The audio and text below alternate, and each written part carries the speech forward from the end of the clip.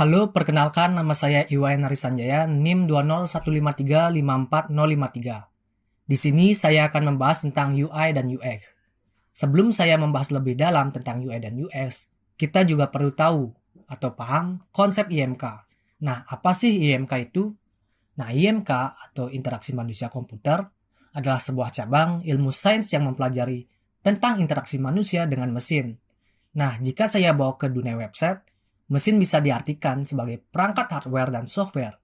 Jadi, interaksi manusia dengan mouse, keyboard, PC, dan juga website termasuk dalam IMK. Nah, di dalam website itu ada dua komponen krusial yang berhubungan dengan IMK. Pertama, UI, User Interface, dan kedua, UX, User Experience. Nah, contoh sederhananya seperti ini. Agus ingin membeli baju baru atau baju pria di website e-commerce Tokopedia.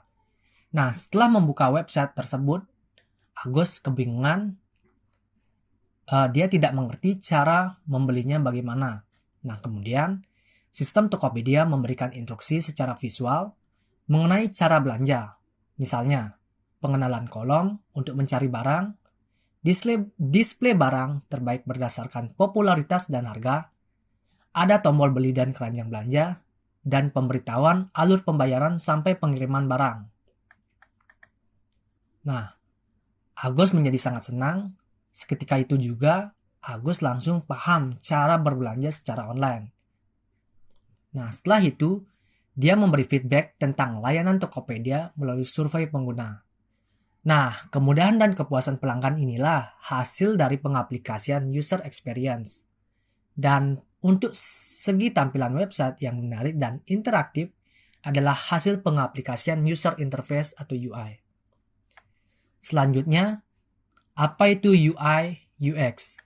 UI atau user interface merupakan proses pembuatan antarmuka website yang fokus pada tampilan visual. Singkat kata, fokus dari pengaplikasian user interface ada pada tampilan visual website.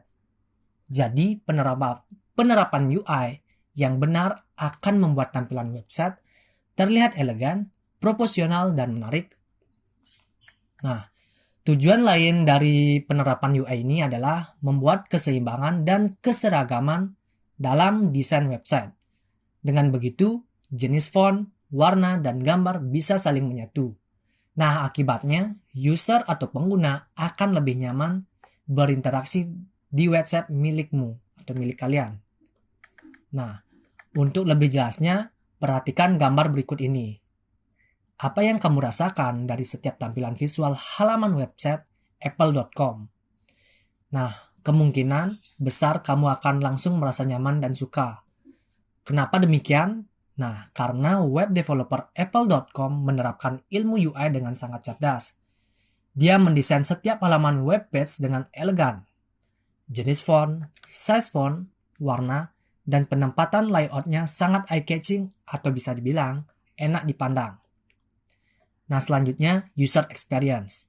User experience merupakan pengalaman pengguna setelah berinteraksi dengan website atau aplikasi. Seperti yang sudah saya jelaskan di awal tadi, UX berhubungan dengan feedback pengguna.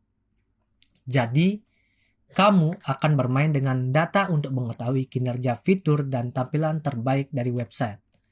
Sebagai contoh, Agus dan Budi adalah developer Tokopedia.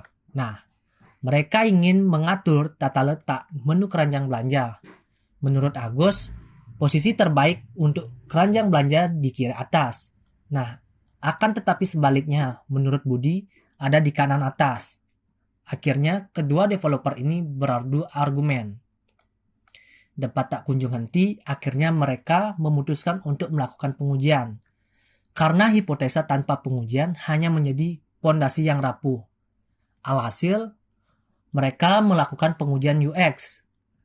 Lalu mereka melakukan pengumpulan data, aktivitas user, dan feedback user terkait optimasi peletakan keranjang belanja.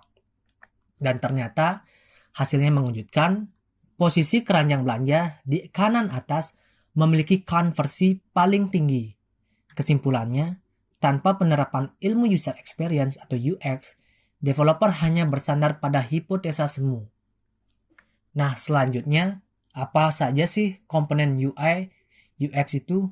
Nah, untuk menerapkan ilmu UI dengan baik, kamu harus paham setiap komponen UI tersebut. Nah, berikut ini 4 komponen dasar user interface yang wajib kamu tahu. Yang pertama itu ada layouting. Layouting adalah penempatan atau pengaturan posisi semua elemen grafis pada website. Saya ambil contoh dari layouting landing page github.com. Nah, perhatikan penempatan kotak sign-out pengguna. Itu sangat brilian sekali. Posisinya sangat tepat, mudah untuk menarik perhatian user, sehingga user lebih nyaman untuk berinteraksi secara visual. Kedua, ada color atau warna. Color merupakan salah satu elemen UI yang memiliki pengaruh besar dalam desain interface. Dia dapat mempengaruhi emosi user, dengan begitu pemilihan warna yang tepat dapat memicu emosi yang tepat. Nah, apa sih untungnya mengatur komposisi warna? Yang pertama, kamu akan mendapatkan komposisi user interface yang harmonis. Kedua, user akan lebih mudah mengenal dan mengingat brand dari website milikmu. Ketiga, pemilihan warna yang tepat akan meningkatkan kenyamanan dan interaksi pengguna. Nah, dengan demikian, pengguna akan betah berada di website milikmu. Akibatnya, website akan memiliki bounce rate yang rendah dan retention time yang tinggi. Terakhir, warna dapat menggerakkan user untuk membeli produk yang kamu jual. Yang ketiga, ada typography. Typography merupakan elemen user interface yang fokus pada font, size, dan structure text. Typography menjadi poin krusial dalam mengatur tingkat kenyamanan user saat membaca konten website, mulai dari menu, call to action, landing page, dan blog. Semua harus menggunakan typography yang harmonis. Sebenarnya, typography tidak berdiri sendiri. Dia memiliki keterkaitan erat dengan color dan layouting. Ketiga unsur ini akan menjadi combo yang dahsyat dalam membangun branding melalui UI. Yang keempat ada grafik atau grafis. Grafik merupakan elemen visual UI yang fokus pada gambar, icon, dan animasi.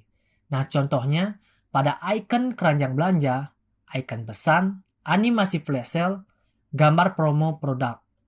Semuanya memuat unsur grafik yang kental. Mungkin ini terlihat sepele, akan tetapi sentuhan kecil tersebut dapat memberikan kesan positif ke pengguna. Nah, selanjutnya dari sisi UX. Di sini saya akan memberikan 4 contoh komponen dasar pengembangan UX. Yang pertama, Information Architecture. Information Architecture ini berfungsi sebagai penghubung antara pengguna dengan konten. Contoh sederhananya seperti ini. Misalnya, kalian sedang berselancar di sebuah website. Di sana, kalian mempunyai tujuan untuk mendapatkan sebuah informasi tertentu. Nah, developer UX akan merancang alur yang mudah untuk pengguna. Dia akan memberikan fitur navigasi konten yang intuitif dan menyenangkan pada interface website. Kedua, interaction design. Fokus komponen ini pada interaksi spesifik user dengan konten. Interaksi spesifik ini seperti komunikasi interface melalui sebuah grafik, gambar, icon, maupun warna. Contohnya seperti video Instagram yang sering disebut Instagram Story. Nah, developer UX akan memutuskan fitur yang terbaik Instagram Story, entah itu menggunakan slide atau touchscreen. Bahkan, keduanya dipakai secara bersamaan. Keputusan tersebut berasal dari data UX.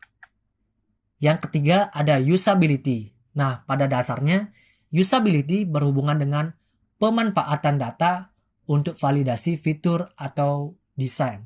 Nah, aspek utama usability adalah kenyamanan pengguna dalam mengakses konten website. Nah, developer dapat memiliki data tersebut dengan cara melakukan survei, merujuk data penelitian terbaru, feedback, telemetri, dan lain-lain. Dan yang keempat ada prototype. Nah, kapan sih alur proses kita akan menyampaikan produk kita? Nah, alur proses itu dapat kita sampaikan setelah prototipe selesai. Prototipe sendiri merupakan komponen produk awal untuk pengujian langsung kepada user maupun tester. Nah, ada developer yang menyebut prototipe sebagai viable product (MVP). Nah, kenapa begitu? Karena produk atau fitur tersebut masih bersifat beta. Dari hasil pengujian prototipe, developer akan memiliki data acuan pengembangan yang lebih terarah. Nah, selanjutnya, mengapa sih UI dan UX itu penting dalam pengembangan website? Nah, yang pertama itu menghasilkan produk yang dibutuhkan. Dengan memfokuskan desain pada user experience, Anda dapat membuat sebuah produk dengan fitur-fitur yang memang dibutuhkan oleh pengguna. Nah, produk yang dibuat berdasarkan kebutuhan pengguna akan lebih diminati. Yang kedua, meningkatkan kepuasan pengguna terhadap produk. Produk dengan tampilan yang buruk dan sulit digunakan akan cepat ditinggalkan oleh pengguna. Namun, bila produk Anda memiliki tampilan menarik dan mudah digunakan, pengguna akan puas menggunakan produk Anda. Kepuasan pengguna akan membuat produk Anda tetap digunakan. Ketiga, meningkatkan penjualan dan bisnis. Nah, bila website atau aplikasi bisnis Anda didesain dengan UI UX yang baik, Anda tidak hanya memberikan pelayanan optimal kepada pelanggan. Secara tidak langsung, Anda berarti telah menjalankan strategi peningkatan bisnis. Nah, selanjutnya, bagaimana sih UI dan UX yang baik? Pertama, dari sisi UI, yang pastinya itu pertama konsisten. Konsistensi desain dapat membantu pengguna untuk mengerti pola website atau aplikasi yang kalian buat.